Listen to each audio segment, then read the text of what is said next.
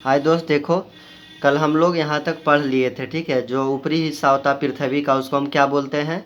सीमा। और बीच वाले हिस्सा परत को क्या बोलते हैं? क्या बोलते हैं?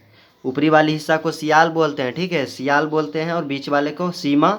और सबसे लास्ट वाले परत को क्या बोलते हैं? नीफे बोलते हैं। ठीक है, ये आपको ध्यान देना है। तो अब यहाँ पे ये क्या है? Crust mantle core. ये जो है आधुनिक वैज्ञानिक के अनुसार से ये मतलब नामकरण किया गया है परत बाई परत का। सियाल को ही क्रस्ट बोला जाता है, सीमा को मेंटल, और नीफे को क्रोड बोला जाता है। ठीक है, अब यहाँ से आगे हम पढ़ने का प्रयास करते हैं, देखते हैं, समझने का प्रयास करते हैं अब यहाँ से। ठीक है, यहाँ पे बोल रहा है कि पृथ्वी के बीच की परत को सीमा कहा जाता है। इसके पहले तो बढ़ा दिया गया था, वहाँ तक देख लीजिएगा इसके पहले वाला वीडियो में। पृथ्वी के बीच की परत को क्या कहा जाता है? सीमा कहा जाता है, क्योंकि इसमें सिलिका, जिसको SI से सूचित किया जाता है, और मैग्नीशियम Mg से सूचित किया जाता है, मुख्य रूप से पाया जाता है। यानी कि सीमा में क्या पाया जाता है? सिलिका और मैग्नीशियम पाया जाता है। लड़की वाला नाम सीमा में नहीं, ये पृथ्वी का परत सीमा है। ठीक है, ये सिलिकॉन और मैग्नीशियम को मिक्स करके ये सीमा नाम रखा है। ठीक है, ये ध्यान देना है। सिलिका और मैग्नीशियम मुख्य रूप से पाई जाती है। इसे मेंटल भी कहते हैं, यानी कि सीमा को क्या बोलते हैं? मेंटल भी कहते हैं। आधुनिक वैज्ञानिक का जो नामकरण है परत बाई परत, तो सीमा को क्या बोलते हैं? मेंटल। ये आपको ध्यान देना है। ज्वालामुखी का लावा जो होता है मेंटल से निकलकर ही पृथ्वी से ऊपर आता है। जो सीमा है मेंटल है, दोनों एक ही है, ये ध्यान देना है। तो ज्वालामुखी यहीं से आता है। ठीक है, निकल कर पृथ्वी के ऊपर आता है। अब ज्वालामुखी के बारे में तो आप जानते ही होंगे कि ज्वालामुखी से फिर पहाड़ बनता है, ये तो आपको पता ही होगा, लेकिन फिर भी थोड़ा हम बताते हैं। जब ज्वालामुखी जो होता है, जब ये मेंटल में रहता है तो उसको हम मैग्मा बोलते हैं। ठीक है, क्या बोलते हैं? मैग्मा। जब वही मैग्मा बाहर निकल जाता है तो उसको हम लावा बोलते हैं। ठीक है, क्या बोलते हैं? लावा। और ये जिस प्रक्रिया से निकलता है, मतलब ये ज्वालामुखी हम कहेंगे किसको? तो ये मैग्मा जो है पृथ्वी के बाहर जिस प्रक्रिया से निकलता है उस प्रक्रिया को ही ज्वालामुखी कहते हैं। ठीक है, और ये जब लावा निकलता है तो मतलब पहले तो पूरा हीट रहता है, एकदम पूरा प्लाज्मा अवस्था में रहता है, वो फिर धीरे धीरे होकर के प्लाज्मा अवस्था क्या है?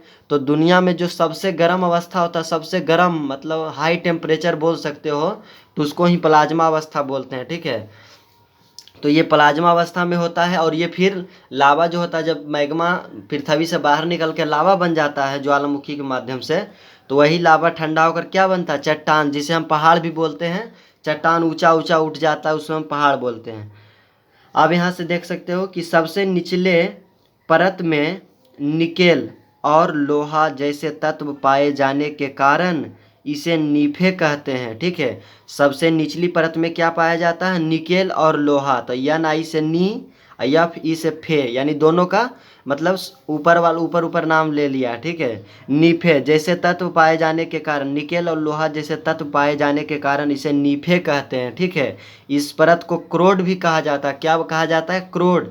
ये सब जो क्रोड है ये सब आधुनिक वैज्ञानिक के अनुसार, और ये सो नीफे जो था सीमा, ये पहले के वैज्ञानिक के अनुसार था। ठीक है, सबसे नीचे होने के कारण यहाँ दबाव एवं तापमान ज़्यादा होता। मान लीजिए कि कोई आदमी है, उसके मान लीजिए कोई आदमी है ऐसे ही, तो कोई दिक्कत नहीं, उस पर दबाव उतना नहीं रहेगा, थोड़ा मोड़ा हवा का दबाव रहेगा। ठीक है, अब कोई आदमी के ऊपर एक बच्चा चाहे कुछ आदमी बैठा हुआ है तो दबाव महसूस करेगा कि नहीं? और अगर उस आदमी के ऊपर यानी कि एक आदमी के ऊपर दो आदमी को अगर बैठा दिया जाए तो कितना दबाव महसूस करेगा? तो उसी तरीक़ा से ये सबसे नीचे है, इस वजह से यहाँ दबाव एवं तापमान दोनों ज़्यादा होता है। तापमान कैसे ज़्यादा होता है? आप इसको अगर चेक करना चाहते हैं, अगर मान लीजिए एक बर्फ़ लीजिए। ठीक है, बर्फ़ लीजिए और उसको ऐसे ही मतलब स्वतंत्र रूप से हाथ पे रखिए तो जल्दी नहीं पिघलेगा। लेकिन जब उसको हम हाथ से चीपेंगे यानी दबाव लगाएंगे तो दबाव लगेगा। दबाव लगने के कारण तापमान बढ़ता है। ठीक है, तो जल्दी पिघल जाएगा। इससे पता चलता है कि तापमान ज़्यादा बढ़ रहा है। यही कारण है कि यहाँ चीज़ें गाढ़ी एवं द्रव अवस्था में पाई जाती है। पूरा गाढ़ी अवस्था में पाया जाता है, मतलब कोई भी चीज़, ठीक है, बहुत बहुत मतलब घना, उसको हम अथी भी बोल सकते हैं। क्या बोलते हैं? घनत्व ज़्यादा यहाँ पे पाया जाता है। किसी भी चीज़ का पूरा गर्म तो रहेगा ही, मतलब पिघला हुआ, लेकिन पूरा गाढ़ा रहेगा। ठीक है, जैसे घी कैसे रहता है पूरा गाढ़ा, उस तरह से।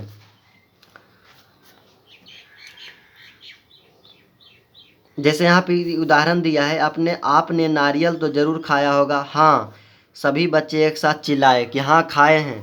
नारियल में पहले छिलका होता है न, फिर गुदा और उसके बाद पानी होता है, ठीक है। इनमें भी 3 परतें हैं और तीनों में अलग अलग तत्व हैं। ठीक वैसे ही हमारी पृथ्वी की 3 परतें हैं।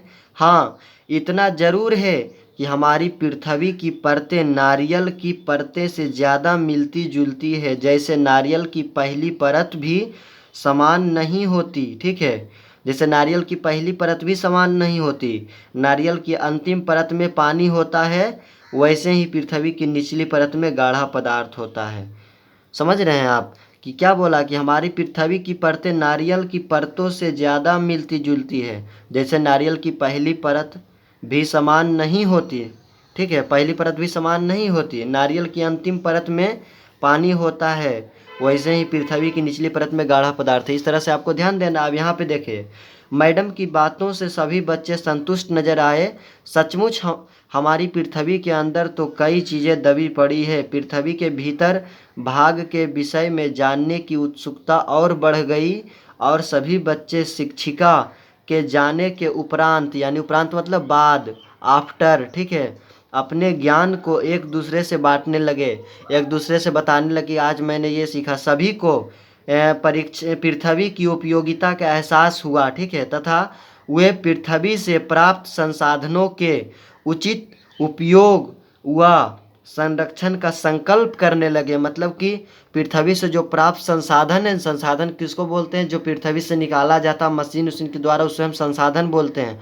संसाधनों, कोई भी चीज़ जो यूज में आ रहा, पेट्रोलियम, डीजल, ये सब संसाधन है। उचित उपयोग मतलब उसका उचित उपयोग करना, हुआ मतलब यहाँ और होगा उचित उपयोग, और संरक्षण मतलब उसका बचाव करना, सेव करना है, का संकल्प करने लगे, प्रतिज्ञा करने लगे, ठीक है।